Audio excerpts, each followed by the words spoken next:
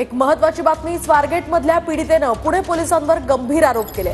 पुरुष वैद्यकीय अधिकारी इच्छा नसताना माझी वैद्यकीय चाचणी करायचे असं पीडितेनं म्हटलंय। केसमध्ये सरकारी वकील म्हणून सरोदेंची नियुक्ती करण्याची सुद्धा या पीडितेनं मागणी केली आहे। पीडित तरुणीचं राज्याच्या प्रधान सचिवांना पाठवलेलं पत्र TV9 मराठीच्या हाती। पुरुष वैद्यकीय अधिकारी इच्छा नसताना माझी संमती घ्यायचे, माझी वैद्यकीय चाचणी करायचे। अनेक पुरुष पोलीस अधिकाऱ्यांनी माझ्यावर कसा अत्याचार केला हे सांगायचंय। आरोपी दत्ता गाडेनं माझ्यावर 2 वेळा बलात्कार केला। आरोपी दत्ता गाडेनं माझ्यावर तिसऱ्यांदा अनैसर्गिकपणे बलात्काराचा प्रयत्न केला।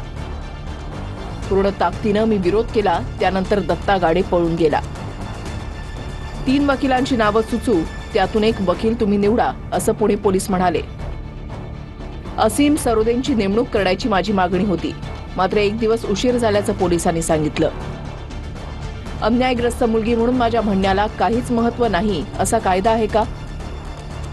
ॲडव्होकेट अजय मिसार यांच्याबाबत आताच आक्षेप घ्यायचं कारण नाही, मात्र माझ्याकडे आक्षेप घेण्यासारखी माहिती आहे हे नक्की। घटनेदरम्यान आरडाओरडा केला, पण माझा आवाज खोल गेला।